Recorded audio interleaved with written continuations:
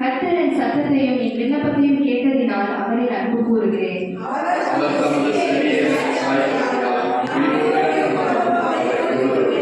மரண கட்டுகள் என்னை சுற்றி கொண்டது, பாதாள இடுதல்கள் என்னை பிடித்தது, இக்கட்டையும் சஞ்சலத்தையும் அடைந்தேன்.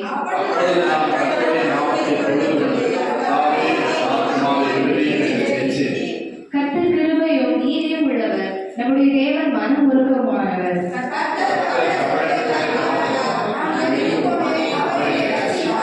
என் ஆத்மாவே, கர்த்தர் உனக்கு நன்மை செய்தபடியால் நீ உன் இளைப்பாறுதலுக்கு திரும்பு.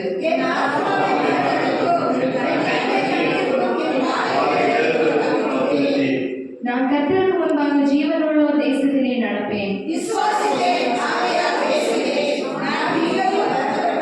எந்த மனுஷனும் பொய்யன் என்று என் மனக்கணக்கிலே சொன்னேன்.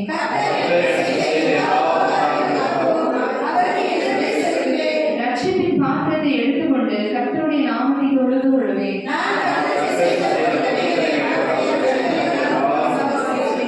கர்த்தருடைய பரிசுத்தவான்களின் மரணம் அவர் பார்வைக்கு அருமையானது.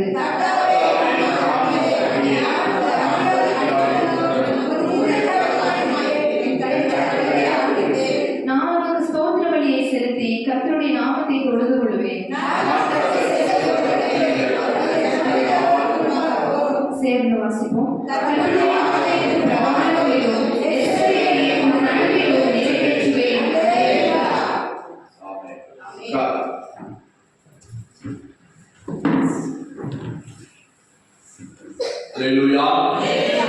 கர்த்தருடைய பரிசுத்த நாமம் மகிமைப்படுவதாக. தேவ சமூகத்தில் வந்த வரவேற்கிறேன். கர்த்தர் உங்களை உங்களுடைய குடும்பங்களை ஆசீர்வதிப்பாராக. தேவனுடைய நாமம் மகிமைப்படுவதாக. இங்கே கர்த்தர் செய்கிற காரியங்களையும் நாம் எவ்விதமாய் இருக்க வேண்டும் என்பதையும் இருந்தோம் என்பதையும் இங்கே சங்கீதக்காரன் வெளிப்படுத்துகிறார். இந்த சங்கீதம் பாடினது யார் என்று சொல்லப்படவில்லை. தேவனுடைய நாமம் மகிமைப்படுவதாக. நல்ல ஒரு அருமையான சங்கீதம். கர்த்தருக்கு ஸ்தோத்திரம். கர்த்தர் எப்படிப்பட்டவர் என்பதை 5ஆம் வசனத்திலே சொல்லியிருக்கிறார். கர்த்தர் கிருபையும் நீதியும் உள்ளவர், நம்முடைய தேவன் மன உருக்கமானவர். அல்லேலூயா, அல்லேலூயா.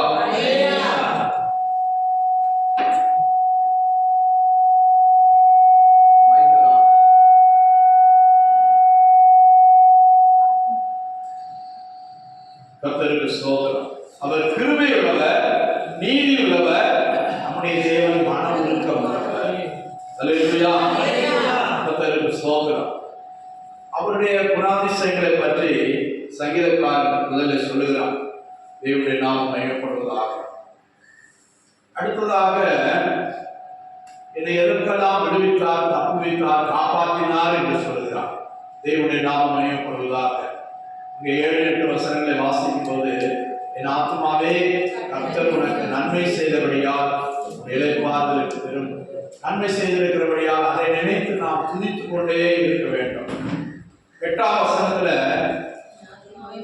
என் ஆத்மாவை மரணத்திற்கும், என் கண்ணை கண்ணீருக்கும், என் காலை விடுதலுக்கும் தப்புவித்தீர். அல்லேலூயா. 3 காரியங்கள் சொல்ல. ஆத்மாவை மரணத்திற்கு, ஆத்மா வாழ்வது மிக முக்கியமானது. நீ எல்லாவற்றிலும் வாழ்வு சுகமாயிருப்பது போல நீ ஆத்மாவிலும் வாழ்வு சுகமாயிருக்க. ஆத்மா ஜீவன் அடைவது, ஆத்மா உயிரடைவது, ஆத்மாவின் ஒரு செழிப்பு, இதெல்லாம் நமக்கு தேவையான ஒரு ஆத்ம மரணத்தை குறித்துதான் முதலாவது ஆதாம் ஏவாளோடு ஆண்டவர் பேசினார். கர்த்தருக்கு ஸ்தோத்திரம். இங்கே ஆத்மாவை மரணத்திற்கும், அல்லேலூயா, ஆத்மாவில் ஒரு ஜீவன் உண்டாக, ஆத்மா மரணம் அடையக்கூடாது. ஆத்ம மரணம் அப்படின்னா என்னது? ஆவிக்குரிய மரணம்.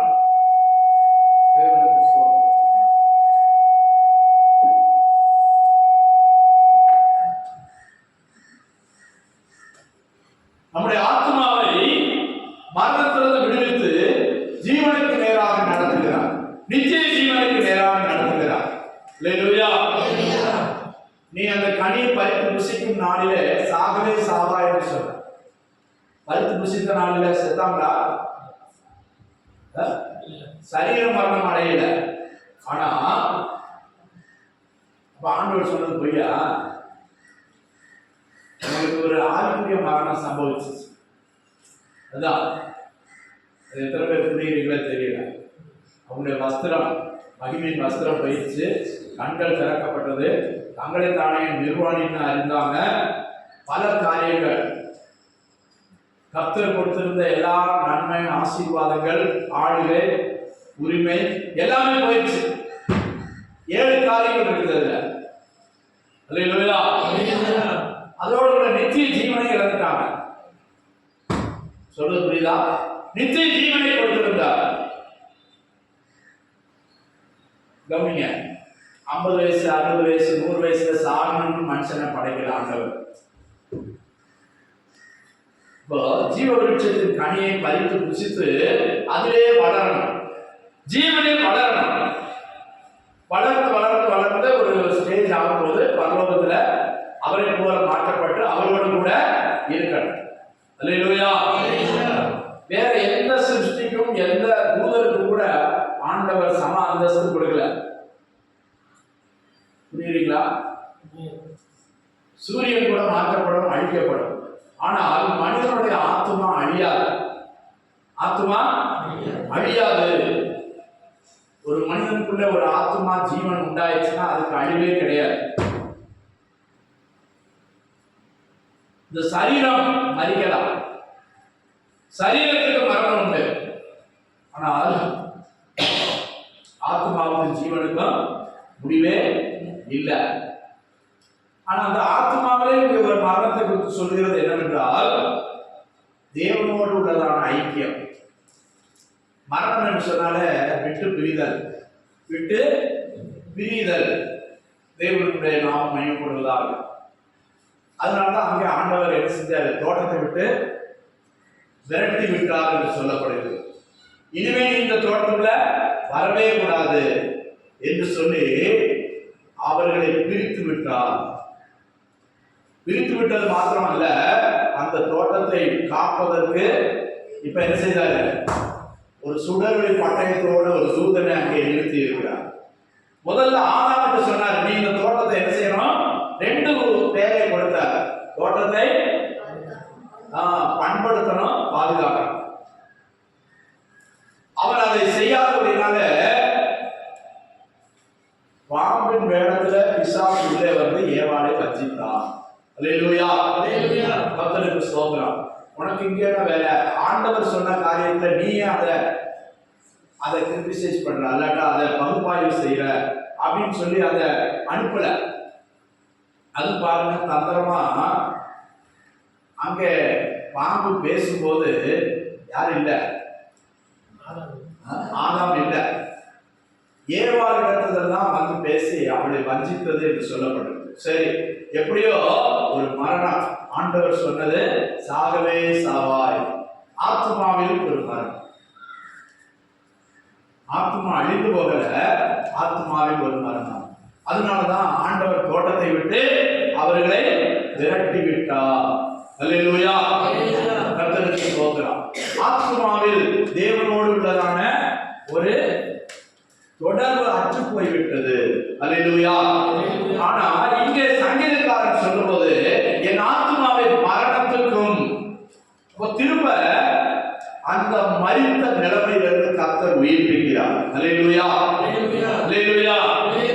லாசருவின் கல்லறை இடத்திலும் போயிட்டு ஆண்டவர் என்ன சொல்றாரு? என்னை விசுவாசிக்கிறவர் மரித்தாலும் பிழைப்பார். அந்த பிழைப்பு என்னது? ஆத்மாவின் பிழைப்பு.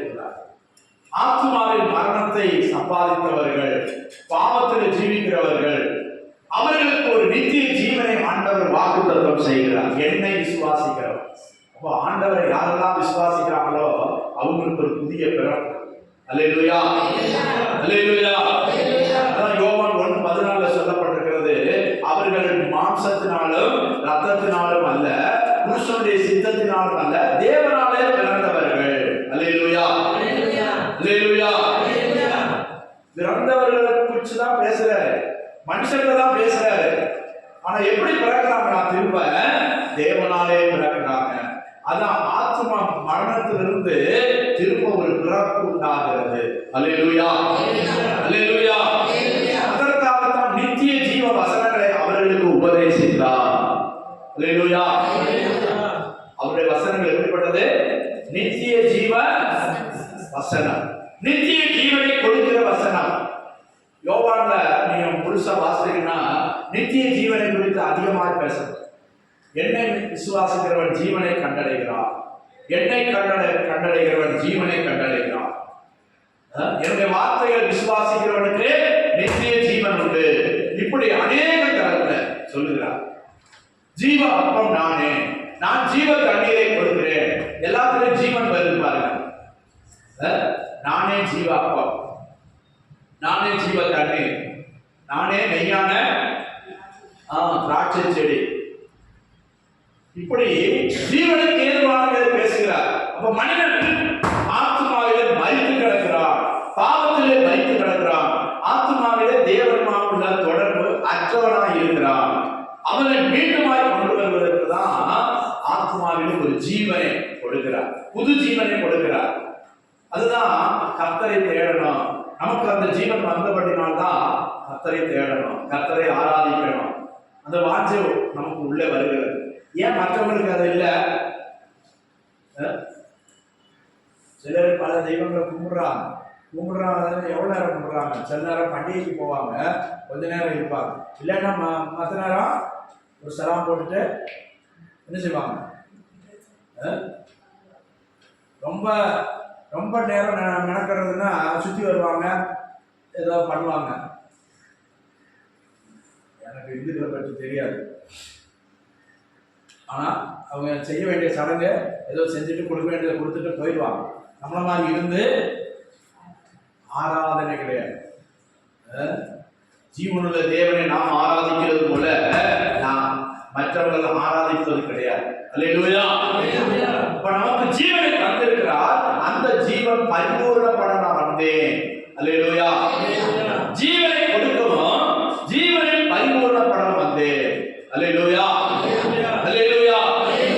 திருடவும் கொல்லவும் அழிக்கவும் வருகிறார், நானும் அவைகளுக்கு ஜீவனை கொடுக்கவும் அந்த ஜீவன் பரிபூர்ணப்பட வந்தேன். அல்லேலூயா. இந்த பிசாசு வராம பாரு, அவன் என்ன செய்யறான்? திருடன் எதுக்கு வரானா? யோவான் 10:10 வாசிங்க.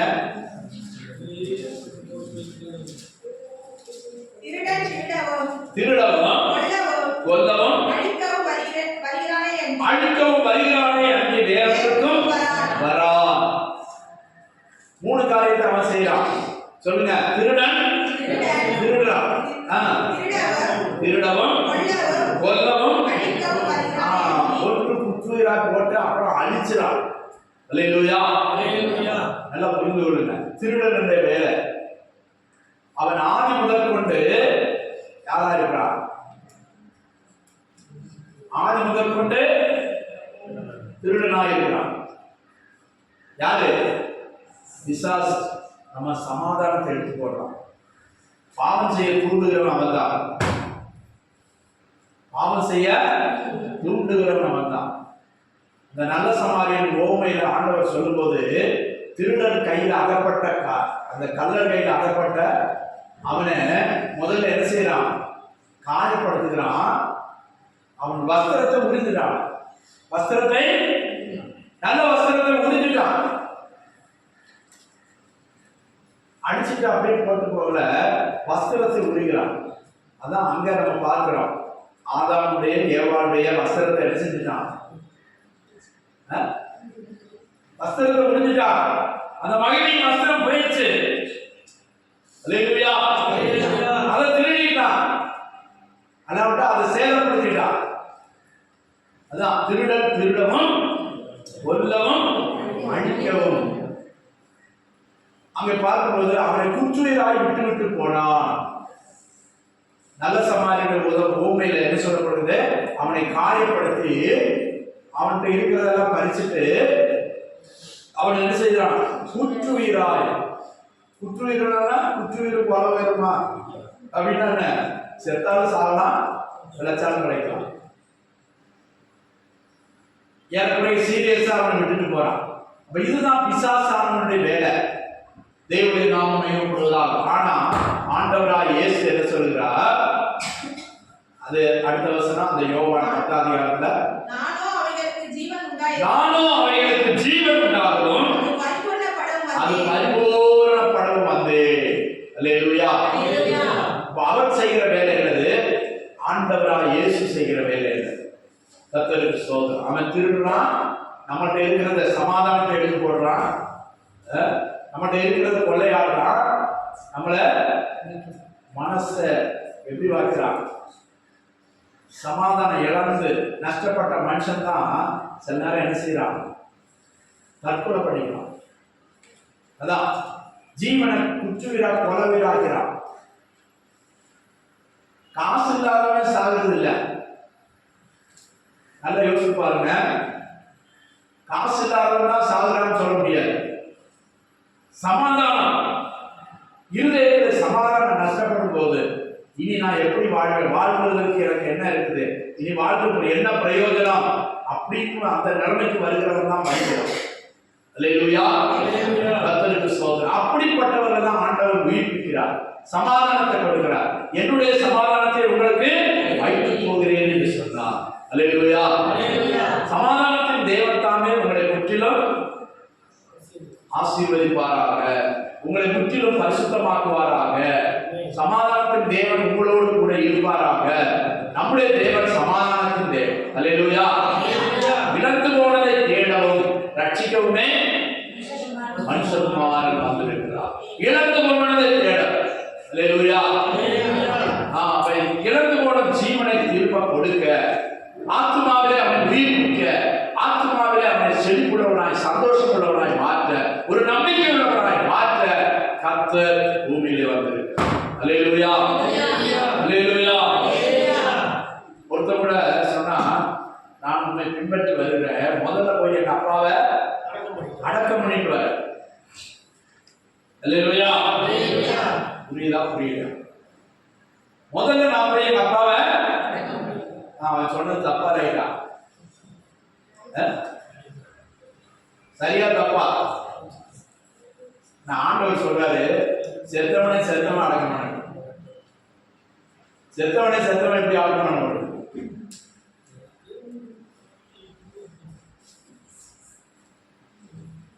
அல்லேலூயா. எங்க அப்பா வேணா அடக்கம் பண்ணிட்டு அதுக்கப்புறம் உங்க பின்னால் வரேன், உங்க ஊழியத்துக்கு வரேன். ஆண்டவர் எவ்வளவு கடுமையா இருக்காரு. செத்தவங்க கூட சொந்த மகன் அடக்கம் பண்ண கூடாதா? அதனுடைய அர்த்தம் என்ன? எங்க அப்பா ஏறக்குறைய சாக போறாரு, சாகிற தருவாயில் இருக்கிறார். நான் ஒரு காரியத்தை முடிச்சுட்டு உண்மை பின்பற்றி வர்றேன், இப்படி ஊழியத்துக்கு வர்றேன். அல்லேலூயா. அதுக்குதான் ஆண்டவர் சொல்றாரு, பாவத்துல மரித்தவன் அவர்களிலே மரித்தவனை அடக்கம் பண்ணணும். அப்படியே பாவத்தில் மரித்தவர்கள் அங்க நிறைய பேர் இருக்கிறாங்க. அல்லேலூயா. கர்த்தருக்கு ஸ்தோத்திரம். நம்ம கல்லறைக்கு இடையில தான் வாழ்கிறோம். கல்லறைக்கு இடையில தான் வாழ்ந்து கொண்டிருக்கிறோம். மரித்தவர்கள் நம்மை சுத்தி இருக்கிறார்கள். இவைகளின் மத்தியிலே நாம் நற்கந்தங்களாய் இருக்க வேண்டும். அல்லேலூயா. அல்லேலூயா. ஜீவனுள்ளவர்களாய் இருக்க வேண்டும். கர்த்தருக்கு ஸ்தோத்திரம். நல்லா விளையாடுங்க. இப்போ என் ஆத்துமாவின் மரணத்துக்கும், என் கண்ணை கண்ணீருக்கும், என் காலை விடலுக்கும் தப்புவித்து நான் கர்த்தருக்கு முன்பாக ஜீவனுள்ள தேசத்திலே நடப்பேன். இதுதான் அவர் விசுவாச அறிக்கை. என்னை இருவரால் பாதுகாத்தாரே எதற்காக? ஜீவனுள்ள தேசத்தில் நான் நடக்கும்படியாக, நான் வசிக்கும்படியாக, நான் சாட்சியாய் நிலைநிற்கும்படியாக. அல்லேலூயா. அல்லேலூயா. கர்த்தர் இந்த ஆண்டில பெரிய நன்மை தருவார் என்று நான் விசுவாசிக்கிறேன். நம்மை கூடி குறுக விட மாட்டார். நம்மை தனிப்பட்ட வாழ்க்கையில், குடும்பத்திலும், சபையிலும் கூட ஆசீர்வதிப்பார். அல்லேலூயா. அந்த சபையை பெருக செய்வார். அல்லேலூயா. அப்பொழுது ஆசீர்வாதமாய் நடத்துவார், ஜெயமாய் நடத்துவார். அல்லேலூயா. நாம் அவரை நோக்கி பார்த்து கொண்டிருக்கிறோம். அவர் நம்மை பிரகாசிக்கும், அவர் நம்மிலும் மகிமைப்படுவார், நம்மை வெட்கப்படுத்த மாட்டார். அல்லேலூயா. நீங்க 10 பேரா இருந்தாலும் கொஞ்சம் பேரா இருந்தாலும் விசுவாசத்துக்கு சாட்சியா இருங்க. கபடற்ற உத்தம இதயத்தோட இருங்க. கபடம் உள்ளவன் என் வீட்டுக்குள் நிலைத்திருப்பதில்லை. கண்ணி கபடம். கர்த்தருக்கு ஸ்தோத்திரம். அப்படிப்பட்டவன் ஆசீர்வதிக்கப்பட முடியாது. நல்ல விலைக்கு கொடுங்க. இப்போ நம்முடைய சுபாவத்தை எடுத்து போடணும். கர்த்தருடைய சுபாவத்தில் இந்த ஆண்டுல நான் வளரணும், நான் பெருகணும் அப்படின்னு நினைங்க. அன்புள்ளவனா இருப்பேன், மன்னிக்கிற சுபாவமா இருப்பேன், எல்லாரோட திறந்த இருதயத்தோட இருப்பேன்.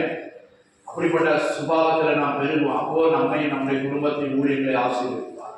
அல்லேலூயா. அல்லேலூயா.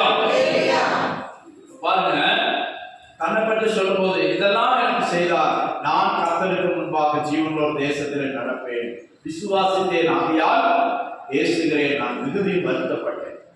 எந்த மனுஷன் பொய்யன் என்று என் மன கலக்கத்திலே சொன்னேன். ஆனாலும் கர்த்தர் எனக்கு செய்த எல்லா உபகாரங்களுக்காக நான் எண்ணத்தை செலுத்துவேன். அல்லேலூயா. போன ஆண்டு முழுவதும் பாதுகாத்தார், போன ஆண்டு முழுவதும் பாதுகாத்தார். அல்லேலூயா.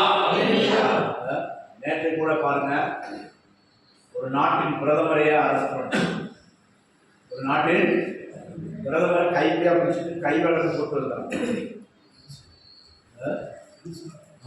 வெனிசுலா நாட்டில் அமெரிக்காக்காரங்க போய் அந்த நாட்டில் குண்டை போட்டு அந்த நாட்டு பிரதமரையே கை வளர்ந்து போட்டு அரெஸ்ட் பண்ணிட்டு வந்தாங்க. பாருங்க எப்படிலாம் நடக்குது தேசத்துல. போன வருஷம் இருந்த எத்தனை பேர் இல்லை, எத்தனை பேர் அழிந்து போனாங்க.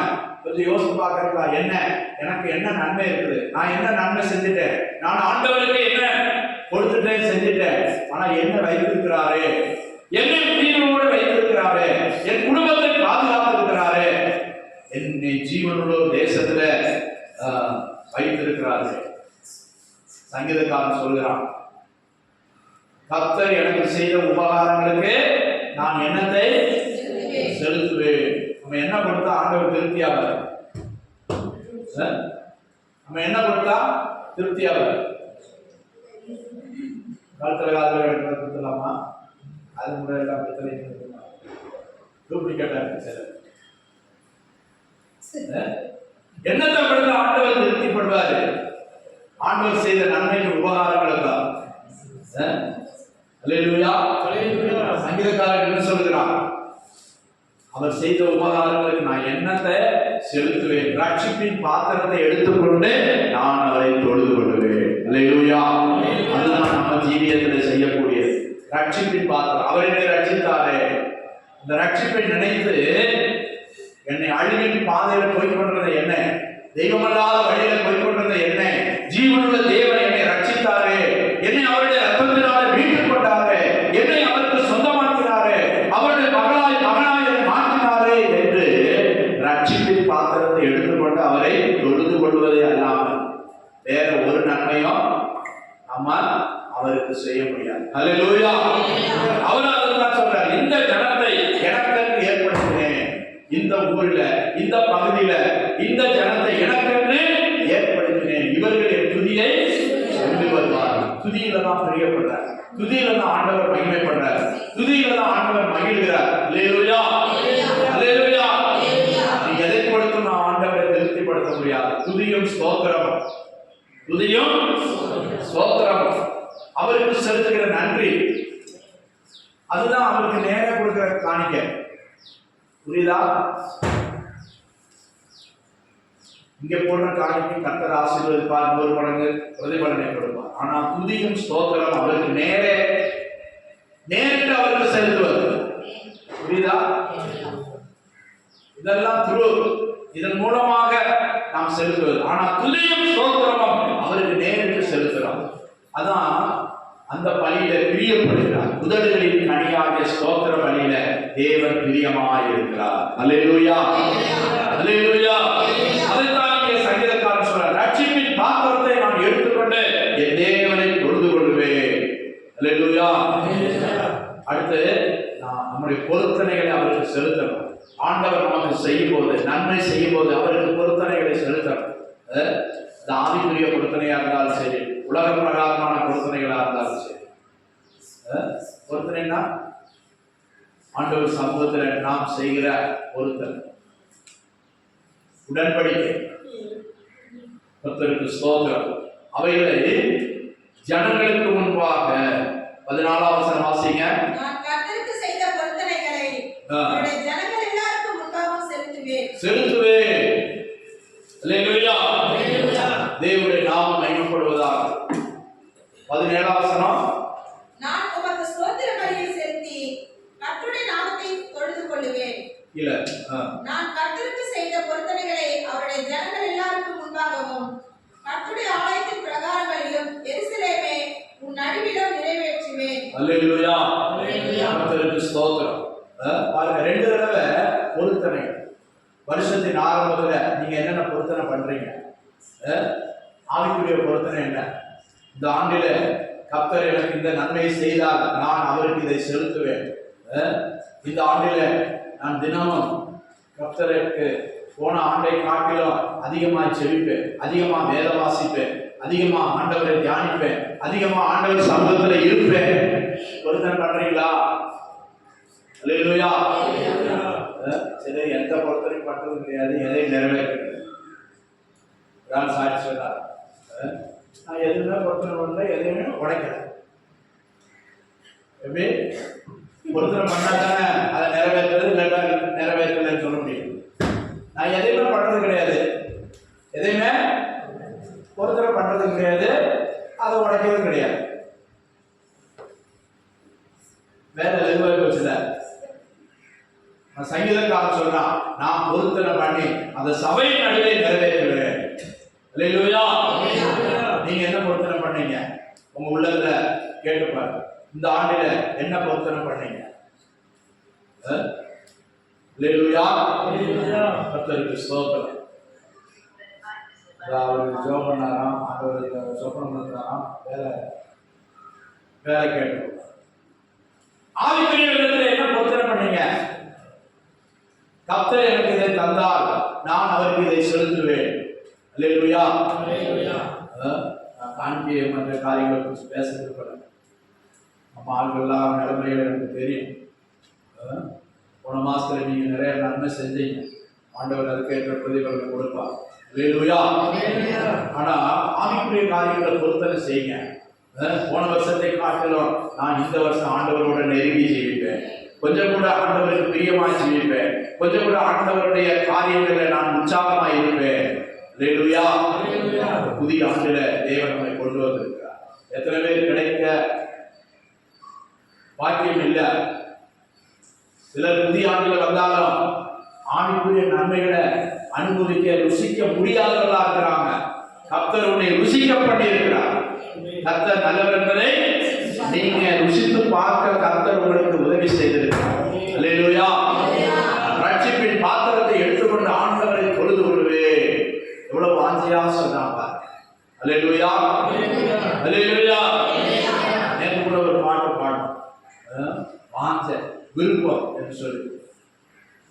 எனக்கும் கூட ஊழியத்துக்கு போகும்போது அந்த வசனத்தை தான் ஆண்டவர் தந்தார். சங்கீதம் 27:4 வாசிங்க.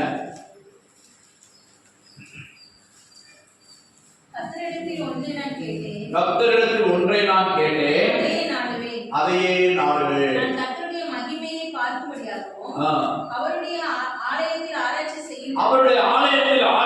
செய்யும்படியாகவும் நான் என் ஜீவனுள்ள நாளெல்லாம் கர்த்தருடைய ஆலயத்தில் தங்கியிருப்பதையே நாடுவேன். அல்லேலூயா. அந்த சங்கீதத்தை தாவீது பாடுகிறார். பாருங்க, ஒன்றை நான் கேட்டேன், அதையே நாடுவேன். எதை கேட்டாரா? ஒன்னே ஒரு காரியம். சாலமோன் சொல்லும்போது 2 காரியத்தை கேட்கிறார். அவருடைய மகன் அவன் சொன்னான், எனக்கு தரித்திரத்தையும் கூடாத, ஐஸ்வர்யத்தையும் கூடாது. அண்ணனைக்குள்ளத படியை எனக்கு அளவு கொடுங்க. நான் தரித்திரியப்பட்டு திருடாத படிக்கும், செல்வ செலுக்கினால் தேவன் யார் என்று கேட்காத படிக்கும், சரி, அது அவன் காரியம். தாவீது என்ன சொல்கிறார்? ஒன்றை நான் கேட்டேன். அல்லேலூயா. ஒன்றை நான் கேட்டேன், அதையே நாடுவேன். என் ஜீவனுள்ள நாளெல்லாம் கர்த்தருடைய மகிமையை பார்க்கும்படியாக, அவருடைய ஆலயத்தில் ஆராய்ச்சி செய்யும்படியாக, என் தேவனுடைய ஆலயத்தில் தங்கி இருப்பதையே நாடுவேன். அவருக்கு எத்தனை வேலை இருக்கு, ஒரு ராஜாவுக்கு எத்தனை காரியங்கள் இருக்கு. ஆனால் அதையெல்லாம் காட்டிலும் அதான் மேலானது, அதுதான் தேவையானது, அதுதான். இயேசு அதுதான் சொல்ற நல்ல பங்கு, தேவையானது ஒன்று. அதுதான் தாவீதுக்கு இருந்துச்சு. அதனாலதான் தாவீதை குறித்து எனக்கு பிரியமானவன் என்று ஆண்டவர் சாட்சி சொல்றார். அல்லேலூயா, அல்லேலூயா. எனக்கு பிரியமானவன், என் மன விருப்பத்தின்படி அவன் செய்வான். ஆண்டவர் அவனை குறித்து சாட்சி சொல்ற. அப்போஸ்தலர் நடவடிக்கைகள் 13:42 வாசிங்க. அப்போஸ்தலர் நடவடிக்கைகள் 13:42.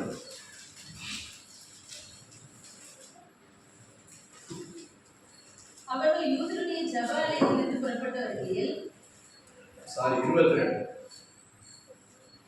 அப்போஸ்தலர் நடவடிக்கைகள் 13:22. பின்பு அவர் அவனை தள்ளி தாவீதை அவர்களுக்கு ராஜாவாக ஏற்படுத்தி, ஈசாயின் குமாரனாகிய தாவீதை என் இருதயத்துக்கு ஏற்றவனாக கண்டேன், எனக்கு சித்தமானவைகளை எல்லாம் அவன் செய்வான் என்று அவனை குறித்து சாட்சி கொடுத்தார்.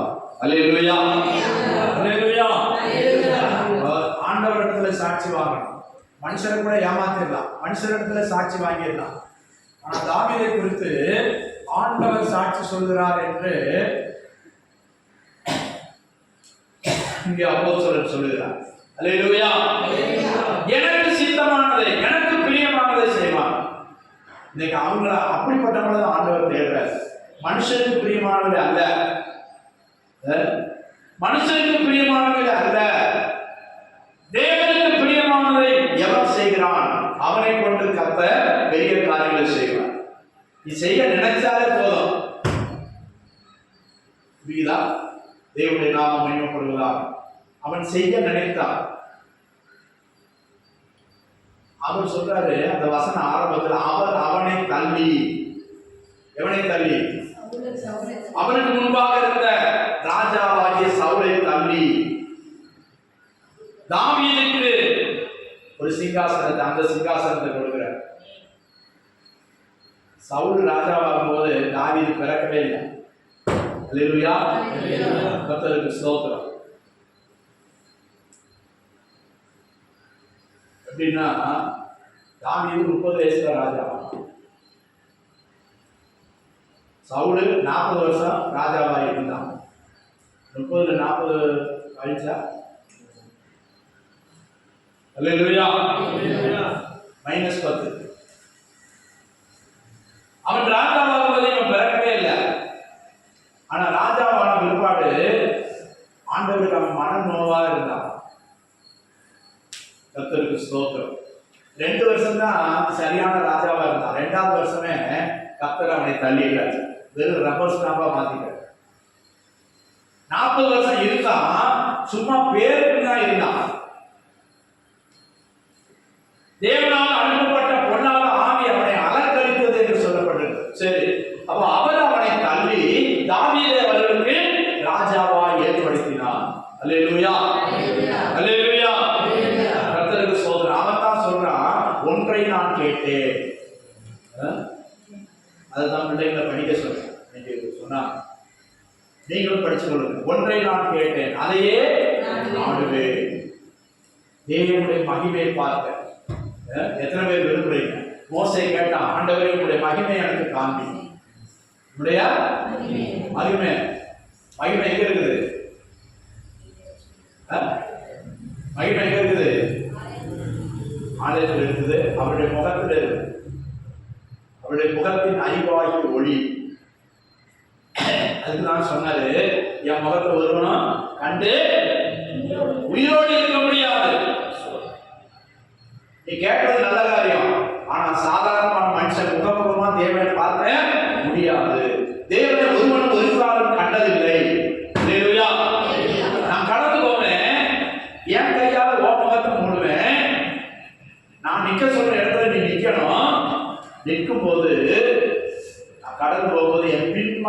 பாகத்தை பார்ப்பான், என் முகத்தனியே பார்க்க முடியாது.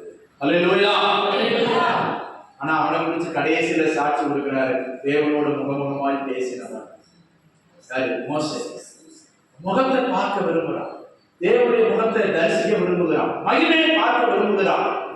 நீங்க பல ஆசைகள் இருக்கும், பல விருப்பங்கள் இருக்கும், பல காரியங்கள் தேவைகள் இருக்கும். ஆனா இவைகள் எல்லாத்தையும் காட்டிலும் நம்ம ஆண்டவருடைய முகத்தை பார்க்க விரும்புகிறோமா? அல்லேலூயா, அல்லேலூயா. இதுவரை காணாட்டாலும் இனியாது ஆண்டவரே நீங்க வரும்போது நான் முகமுகமா அவனை பார்க்கிறேன். ஆண்டவரே நீங்க வரும்போது, எக்காலம் ஒழிக்கும் போது, கர்த்தர் மகிமையில வெளிப்படும் போது, அன்றைக்கு நாம் மறுமுக சரீரத்தில் உண்மை தரிசிக்கணும். ஆண்டவரே முகமுகமாய் பார்க்கணும். ஆண்டவரே அல்லேலூயா, அல்லேலூயா. அதுக்கேற்றபடி நடந்தா நம்ம பார்க்கலாம். அல்லேலூயா. ஒரு எம்எல்ஏவை பார்க்க ஆசைப்படுறான். நான் நேரம் பார்த்தேன், இந்த பாருங்க போட்டோலாம் எடுத்த பாருங்க. சிலர் என்ன செய்யறாங்க, ஸ்டாலினை பார்த்துட்டா உடனே செல்ஃபி எடுத்துக்கிறாங்க. நான் யாரை பார்த்தேன் தெரியுமா? முதலமைச்சரை பார்த்தேன், நான் மந்திரியை பார்த்தேன், இந்த மாதிரி போட்டோ இருக்கு பாரு. சிலர் உடனே அதை அந்த டிவியில போடுறாங்க, உடனே அதை போடுறாங்க. ஒரு ஆள் எம்பியை பார்த்தாராம், அது உடனே டிவியில போட்டுருக்கேன். அல்லேலூயா. பெரிய மனுஷரோட நான் கூட போனேன், பார்த்தேன், பேசினேன், உடனே போட்டோ போடுறாங்க. ஆனா தேவனை பார்க்க, அவரை முகமுகமாய் பார்க்க, அவருடைய மகிமையை தரிசிக்க மனுஷனுடைய முகத்துல மகிமை இல்லை. ஏதோ கொஞ்சம் பவுடர் போட்டாலும் கொஞ்ச நேரத்தில் அது வேறு ஒன்றுலாம். ஆனா இவன் சொல்றான், ஒன்றே நான் கேட்பேன், அதையே நாடுவேன், நான் தேவனுடைய மகிமையை பார்க்கும்படியாகும், அவருடைய ஆலயத்துல ஆராய்ச்சி செய்யும்படியாகும், என் ஜீவனுள்ள நாளெல்லாம்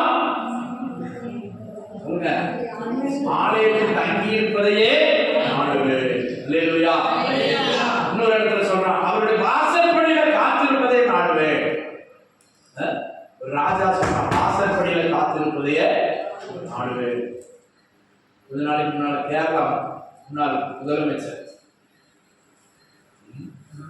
பெரிய வெள்ளிக்கிழமைக்கு அவர் சர்ச்சுக்கு போனாரு, லேட்டா போயிருக்காரு. அங்க சர்ச்சு நிறைஞ்சு போச்சு.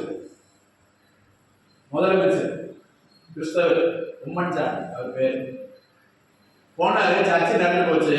வாசல் உட்கார்ந்துருக்காரு, சைடு வாசல், பெரிய சர்ச்சு, சைடு வாசல் உட்கார்ந்துருக்காரு ஆண்களோட. உள்ள போகல, உள்ள போனா எவனாவது எழுதி கொடுப்பான். ஆனா உள்ள போகல, செருப்பனா கிடக்குது, அவங்க பக்கத்துல உட்கார்ந்துருக்காரு. அவர் மனுஷன் தான். இந்த முதலமைச்சருக்கு எடுத்துக்காட்டு. பிறவியில பெரிய பணக்காரர், எத்தனையோ பஞ்சாயத்து அவருக்கு சொந்தமா இருக்கு. அல்லேலூயா. அவருக்கு சொந்தக்காரர் யார் கூட ஊழியர், கர்த்தருக்கு ஸ்தோத்திரம். பாருங்க, ஒரு முதலமைச்சர் வாசற்படியில் உட்கார்ந்து இருக்காரு.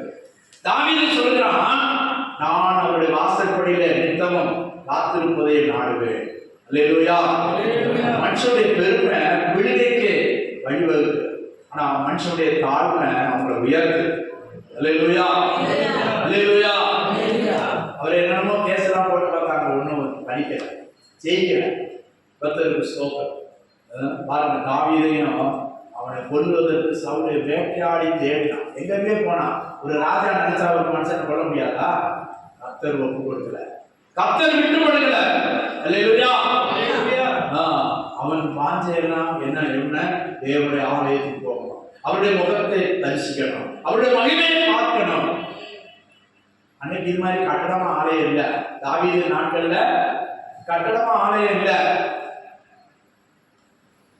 கூடார மறைவில தான் உடன்படிக்கை பெட்டி உள்ளே வைக்கப்பட்டிருந்தது.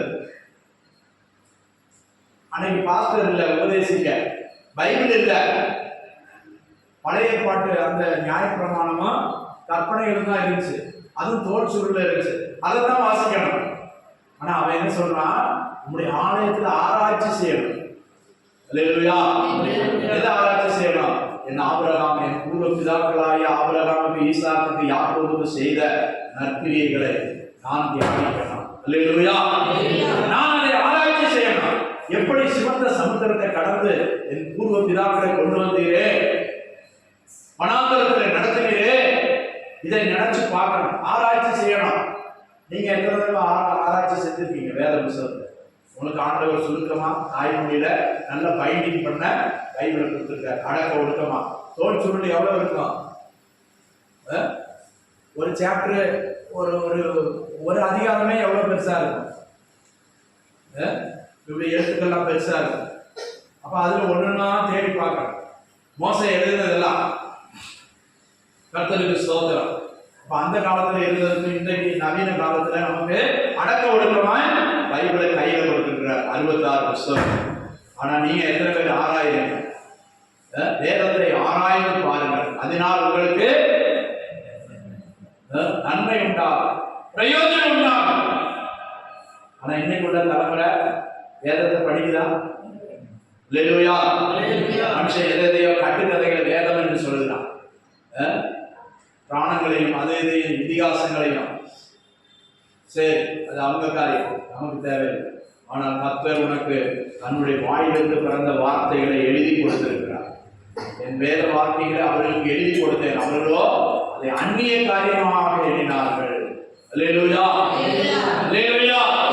அப்படிப்பட்டவர்களாய் நாம் காணாதபடிக்கு ஜீவனுக்கு ஏதுவானவைகளை நாம் உயிர்ப்பித்துக் கொள்ளணும். இந்த ஆண்டை கர்த்தர் நமக்கு அதற்காக தான் தந்திருக்கிறார். உன் ஆத்துமாவிலே ஜீவன் உண்டாகணும், ஒரு உயிர் மீட்சி உண்டாகணும். கர்த்தருக்காக நான் சாதிப்பேன், கர்த்தருக்காக எதையாவது செய்வேன், என் வாழ்நாள்ல எதையாவது ஆண்டவருக்கு செய்யணும். அல்லேலூயா. அப்படிப்பட்டவர்கள் ஆண்டவர் நினைவு கூறுவார், நினைவு கூற பண்ணுவார். ஆபிரகாம் காலத்துல புஸ்தகங்கள் இல்லை, ஒண்ணும் இல்லை. இன்னைக்கு ஆபிரகாமை குறித்து நம்ம படிக்கிறோம், ஈசாக்கு, யாக்கோபு இவர்களை குறித்து படிக்கிறோம். ஏன்? அவங்க கர்த்தருக்காக வைராக்கியமாய் ஜீவித்தார். இந்த வனாந்தர பாதையில் ஆண்டவர் எப்படிப்பட்ட சூழ்நிலையில நடத்தினாலும் கர்த்தரை விட்டு விலகாமல் இருந்தார்.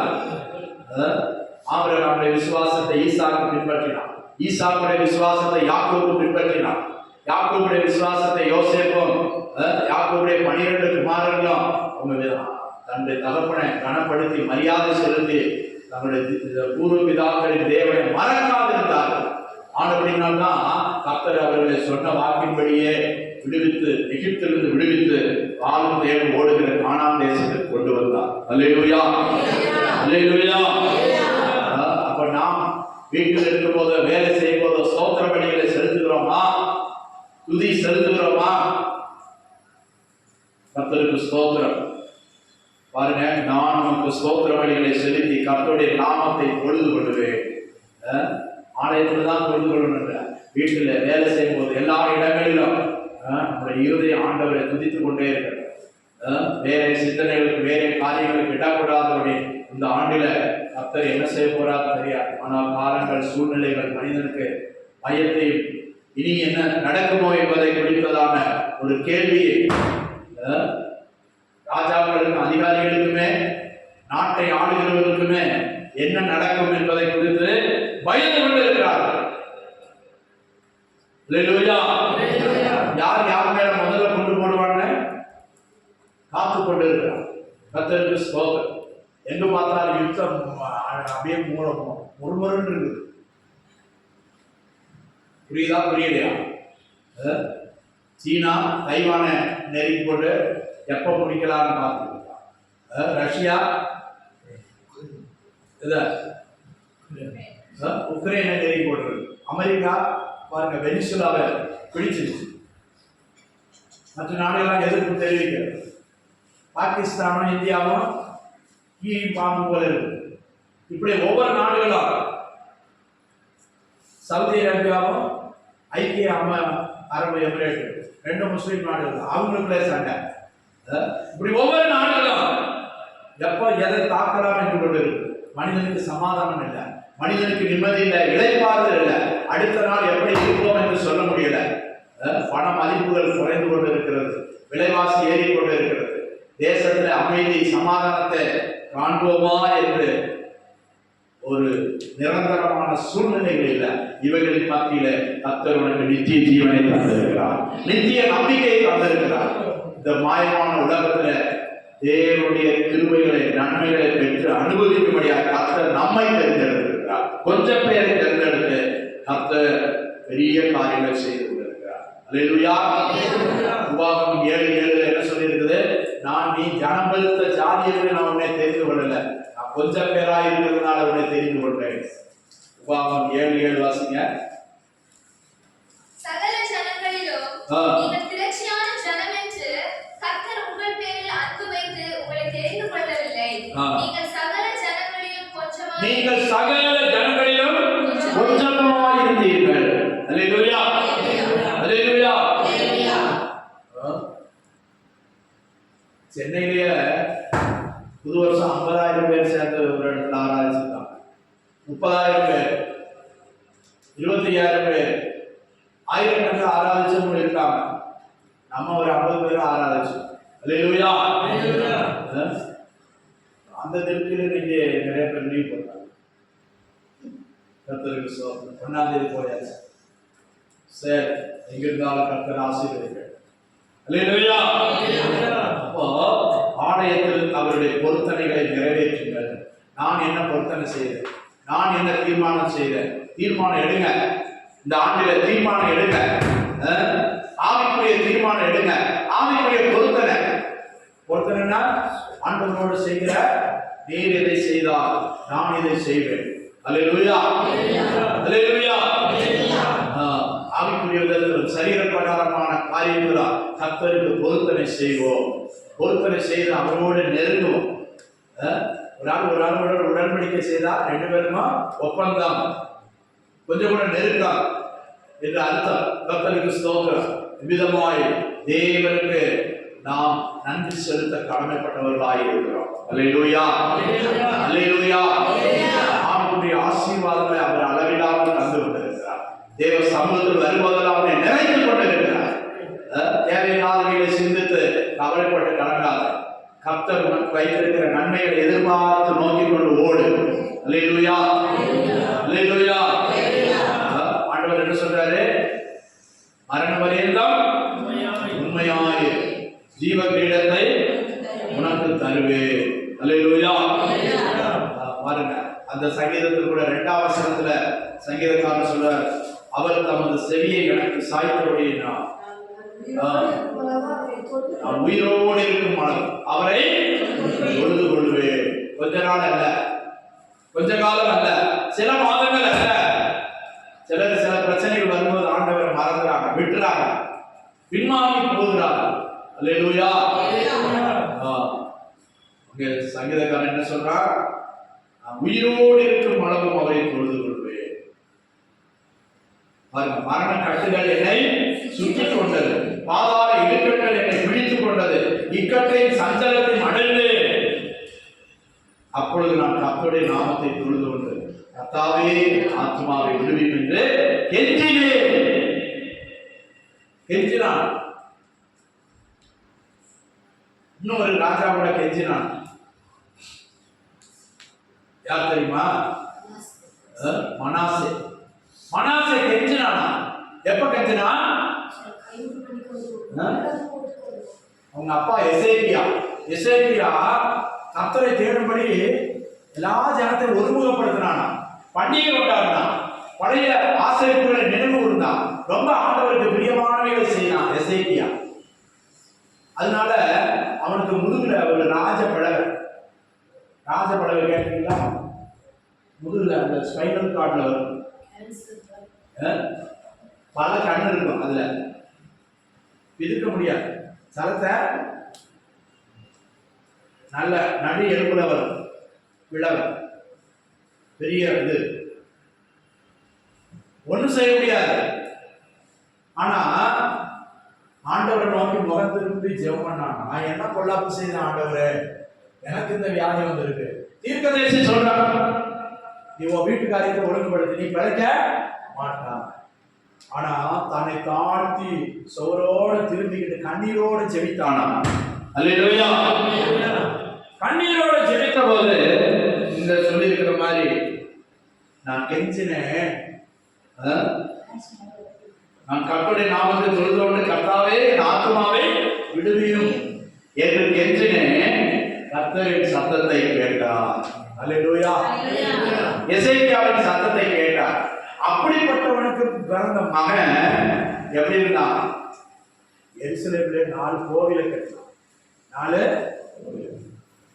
கோவில்களை கட்டினான். 4 முறைக்கு 4 கோவில்களை கட்டினானா. கர்த்தருடைய கோபம் வந்துச்சு, பயங்கரமான கோபம். அவனை சத்துருக்கள் கையில் ஒப்பு கொடுத்தார். எசேக்கியா செய்த காரியெல்லாம் வாய்க்கப்படினார்.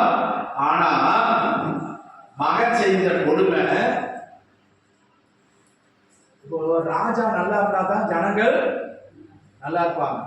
ராஜா பக்தி உள்ளவனா இருந்தா தான் ஜனங்கள் கர்த்தரை தேடுவாங்க. அல்லேலூயா. அல்ல கவனிங்க, எசேக்கியா ராஜா எல்லா ஜனங்களையும் ஒருமுகப்படுத்தி கர்த்தரை தேடும்படி செய்தான், ஆராதனை செய்தான், பண்டிகைகளை ஆசிரியத்து கர்த்தரோட இன்னும் நெருங்குங்க அப்படின்னு சொல்லி பழைய காலத்து பண்டிகை, பூரீம் பண்டிகை, மற்றுள்ள பண்டிகை, பஸ்கா பண்டிகை இதெல்லாம் ஆசரிக்க செய்தான். கர்த்தர் அவன் தேசத்துல அவனுடைய சம்பத்தை பெருக பண்ணினார். ஆனா அவனுக்கு பிறந்த மகன் மனாசே 4 மூலைக்கு 4 கோவிலை கட்டினான். ஆண்டவருக்கு கோபம் வந்துச்சு. எங்க கட்டினானா? எருசலேமுக்குள்ள, ஆண்டவருடைய தலைநகரமாகிய எருசலேமுக்குள்ள ஆலய வாசலுக்கு பக்கத்துல. எங்க? தேவனுடைய ஆலய வாசலுக்கு பக்கத்திலேயே விக்கிரகங்களை கொண்டு வந்தான். ஆண்டவர் கோபம் வருமா வராதா? கர்த்தர் அவனை சத்துருக்கள் கையில ஒப்பு கொடுத்தார். யார் கையில? சத்துருக்கள் கையில் ஒப்பு கொடுத்தார். அல்லேலூயா. ராஜாக்கள் வந்து, சேவகர் வந்து அவனை பிடிச்சு கொண்டு போய் 2 வெண்கல விலங்குகளை போட்டாங்களாம். என்ன விலங்குகள்? வெண்கல விலங்குகளை, 2 விலங்குகளை போட்டாங்களாம். போட்டு அவனை பிடிச்சு கொண்டு போகும்போது அப்பதான் அவன் என்ன செய்யறான்? கர்த்தரை நோக்கி கெஞ்சினான். கர்த்தரை நோக்கி கெஞ்சினான். அல்லேலூயா. அப்பதான் கர்த்தரை நோக்கி கெஞ்சினானா.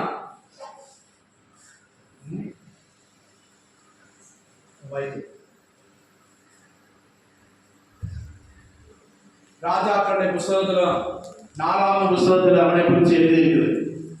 அவன் கர்த்தரை நோக்கி கெஞ்சினான்.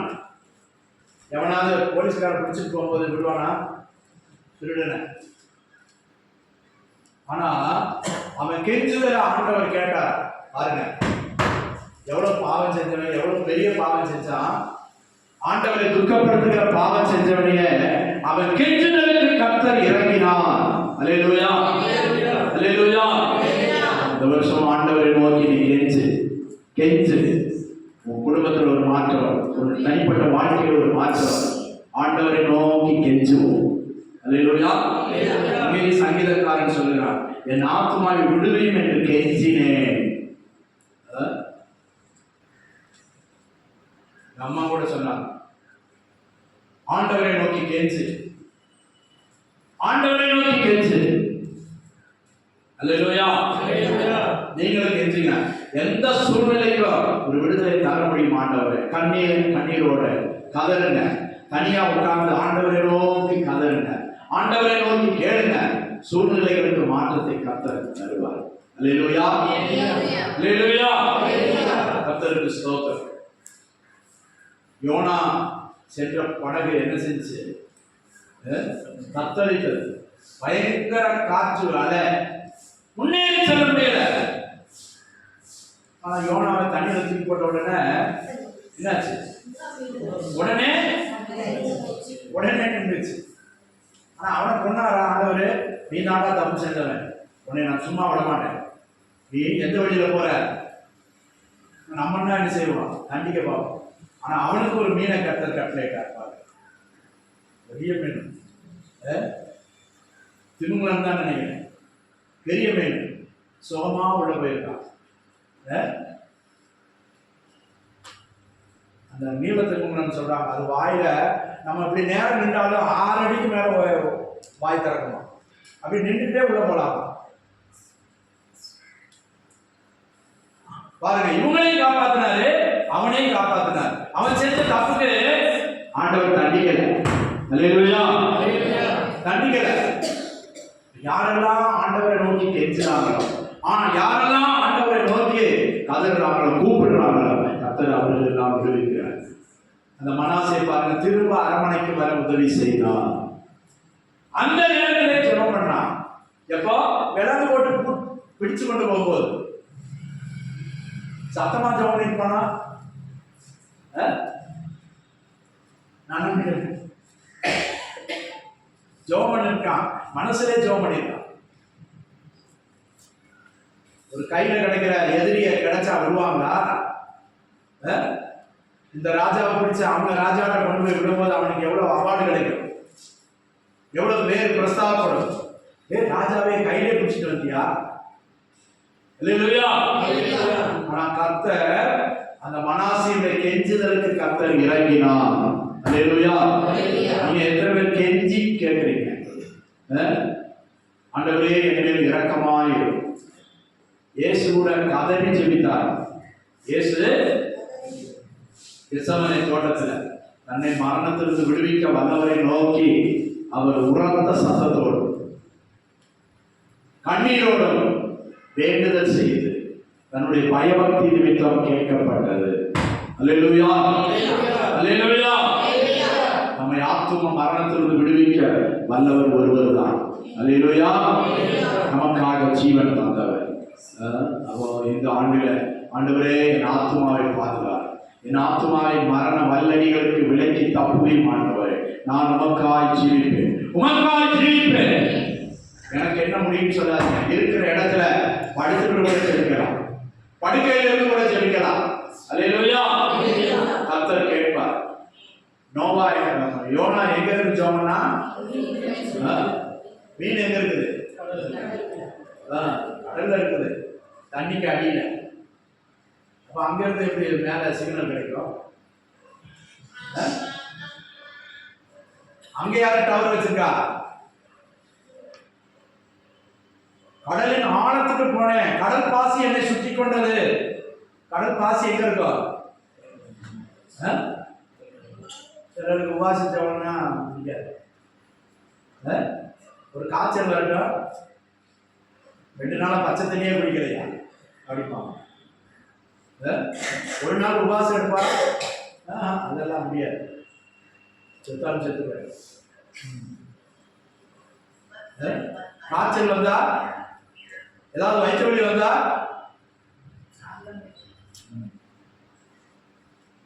ஒண்ணுமே எடுக்கல, ஒண்ணுமே எடுக்கல, ஒண்ணுமே சாப்பிட முடியல. இவன் பாருங்க, நேர போச்சுன்னா நினிவேக்கு போச்சுன்னா தர்சீஸ்க்கு போறான். அல்லேலூயா. ஆனால் மீனின் வயிற்றிலிருந்து கெஞ்சினான். அல்லேலூயா. அங்க இருந்து உபாசம் ஜெபம். எப்படி நல்ல வாசனையா இருக்குமா மீன் வயிற்றுக்குள்ள? அந்த மீன் டன் கணக்குல சாப்பிடுமா ஒரு நாளைக்கு. தின்னுலாம், வாய கூட்டத்துல போயிட்டு வாய பழக்கம், அப்படியே மீன் எல்லாம் உள்ள கடற்கடன்னு உள்ள போகும். மீன் கழுவிருக்கீங்கல்ல, எப்படி இருக்கான்? ஒழுங்கா போயிருந்தா இது வேண்டாம். அவன் சுவாசம் விட்டதே என்ன காற்று? மீத்தேன் தான். மீத்தேன் சுவாசிச்சா மனுஷனுக்கு சாவுதான். குப்பையில இருந்து, கழிவுல இருந்து வரதான் மீத்தேன். அல்லேலூயா. ஆனா ஆண்டவர் அவனை கொல்லல. கடல்ல இருக்கிறான், கடலின் ஆழத்துல இருக்கான், மீன் வயிற்றில் இருக்கிறான். ஆனா அவனுடைய ஜெபத்தையும் ஆண்டவர் கேட்கிறார் பாருங்க. அந்த சிக்னல் போகும். அல்லேலூயா. கடலுக்குள்ள போனா டவர் இல்ல, டவர் கிடைக்காது, சேட்டலைட் தான். ஆனா பாருங்க, அவன் எந்த போன் வச்சிருந்தான்? சேட்டலைட் போனா 3 நாள் மீன் வயிற்றுல இருக்கு, உபாசம் ஜபம். என்னத்தை குடிச்சிருப்பான்? என்னத்தை சாப்பிட்டுருப்பான்? மீன் வயிற்றுக்குள்ள. கொஞ்சம் சிந்திச்சு பாருங்க, இது தேவையா? அல்லேலூயா. அதுதான் வழிதவி போறது. நம்முடைய நாற்றத்தை நீக்குகிறவர், நம்முடைய ஜீவியத்துல அழுக்குகளை நீக்குகிறவர். இன்னும் அந்த அழுக்கை தேடாதீங்க, அசுத்தத்தை தேடாதீங்க, நாற்றத்தை விரும்பாதீங்க. அல்லேலூயா. என்னை ஒரு முறை விடுவித்தார், இனி நான் ஆண்டவருக்காக ஜீவிப்பேன். அல்லேலூயா. அவருடைய நாமத்தை தொழுது கொள்வேன். மனாசைக்கு இறங்கின ஆண்டவர் இன்றைக்கு ஜீவனோடு இருக்கிறார். மனாசை ஆண்டவரை நோக்கி கெஞ்சினான். அவனுடைய கெஞ்சுதலை கேட்டார்.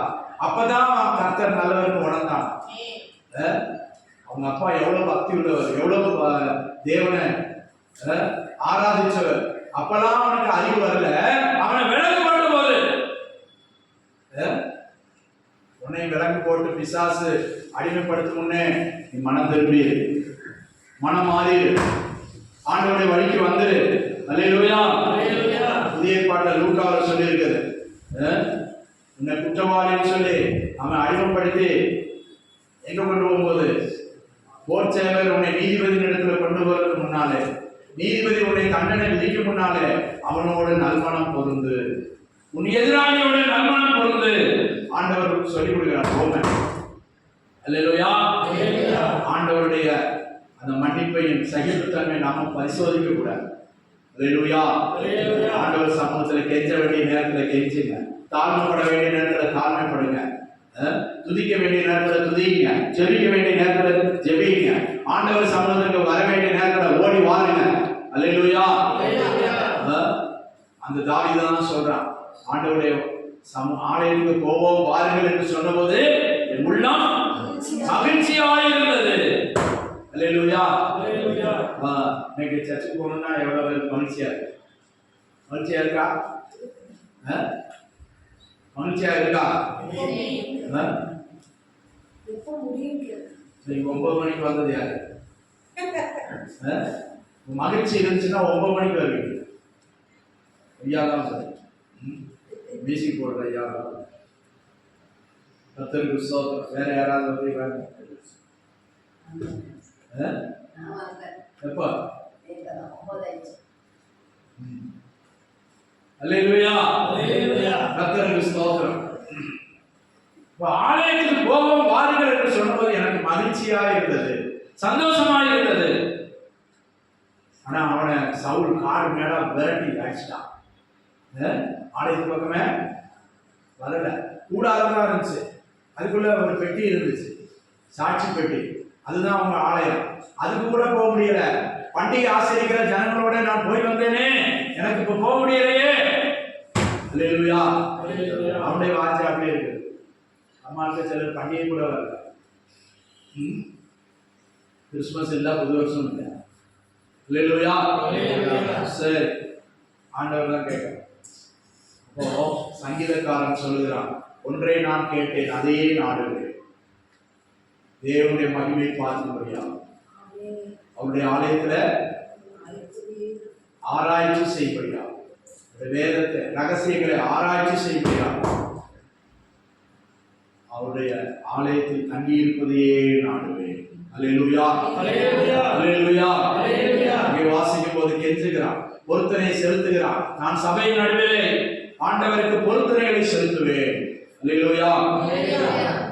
நீங்க என்ன தீர்மானம் எடுத்தீங்க? என்ன பொருத்தனைகளை செலுத்த போறீங்க? இந்த ஆண்டில என்னுடைய பொருத்தனை என்னது? என்னுடைய தீர்மானம் என்னது? என்னுடைய பிரதிஷ்டை என்னது? என்னுடைய நேர்ச்சை என்னது? நான் ஆண்டவருக்கு என்ன பொருத்தனை? அல்லேலூயா. அல்லேலூயா. மலையில போய் யாரோ பொருத்தனை பண்ணிருக்காங்க, பொருத்தனை பண்ணி காணிக்க கொடுத்துருக்காங்க. எங்க மலையில இன்னைக்கு அங்க தங்கத்தை காணுமா? கேஸ் கோயிலுக்கு போட்டு தங்கத்தை காணோம், கேஸ் நடக்குது. கேரளாவில் எவனை அடிச்சுட்டு போயிட்டான். அல்லேலூயா. ஆனால் நீ ஆண்டவருக்கு செய்த ஒவ்வொரு பொருத்தனைக்கும் கர்த்தர் மிகுந்த பிரதிபலனை வைத்திருக்கிறார். அல்லேலூயா. இன்மையிலும் வறுமையிலும் மிகுந்த பிரதிபலனை வைத்திருக்கிறார். கர்த்தருக்கு ஸ்தோத்திரம். ஜீவன தேவனுக்கு முதல்ல உள்ளத்துல முழுமையான இடத்தை கொடு. ஆண்டவரை தொழுது கொள்வோம், ஆண்டவரை துதிப்போம், ஆண்டவரை ஸ்தோத்திரப்படுத்தும், மகிமைப்படுத்துவோம். வேற எதை நான் கேட்கிறேன்? உள்ளத்தை தான் ஆண்டவருக்கு. அவர் கேட்கிறார். அல்லேலூயா, அல்லேலூயா. நீதிமொழிகள் 28:13 மகனே இருதயத்தை எனக்கு தான்.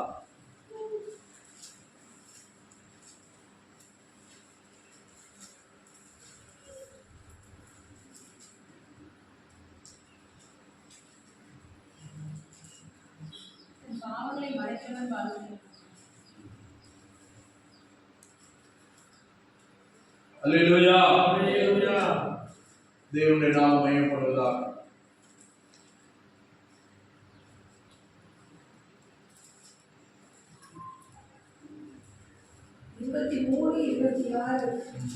என் மகனே உன் இருதயத்தை எனக்கு தா.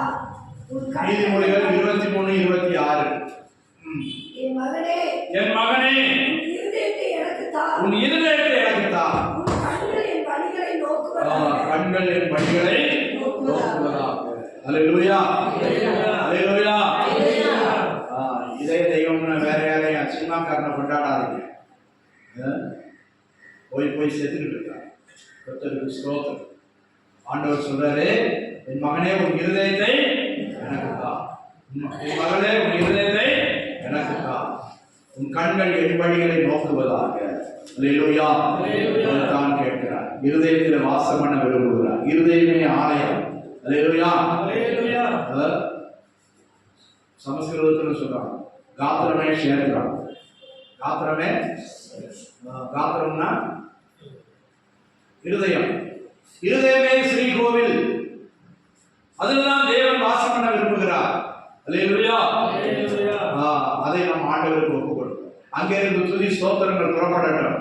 தேவனை மகிமைப்படுத்தட்டும். இந்த ஆண்டுல நான் ஆண்டவரை நல்லது போல துதித்தேன், நல்லது போல ஜெபித்தேன், ஆண்டவருக்கு பிரியமாய் ஜீவித்தேன் என்று ஆண்டவர் வருஷத்தின் கடைசி நாளை காண உதவி செய்தால் அப்போது நாம் திருப்தியாய் சொல்லுவோம், சந்தோஷமாய் சொல்லுவோம். அல்லேலூயா. அப்படிப்பட்ட கிருபைகளை தேவன் ஒவ்வொருவருக்கும் தந்தருவாராக. ஸ்தோத்திரம், ஸ்தோத்திரம், ஸ்தோத்திரம், ஸ்தோத்திரம், ஸ்தோத்திரம். எழுவி நின்று கர்த்தரை மகிமைப்படுத்துவோம். அல்லேலூயா, ஸ்தோத்திரம், ஸ்தோத்திரம். ஆண்டவரே ஸ்தோத்திர ராஜா, ஸ்தோத்திர ராஜா, ஸ்தோத்திர ராஜா. ஆண்டவரே, இந்த சங்கீதத்தின் வாயிலாக நீர் எங்களோடு இடைப்பட்டபடியா ஸ்தோத்திரம். உங்களுடைய ஆத்மாவை மரணத்திற்கும், எங்களுடைய கண்ணை கண்ணீருக்கும், எங்களுடைய கால்களை விடுகைக்கும் விலைக்கு தப்புவித்தீரே.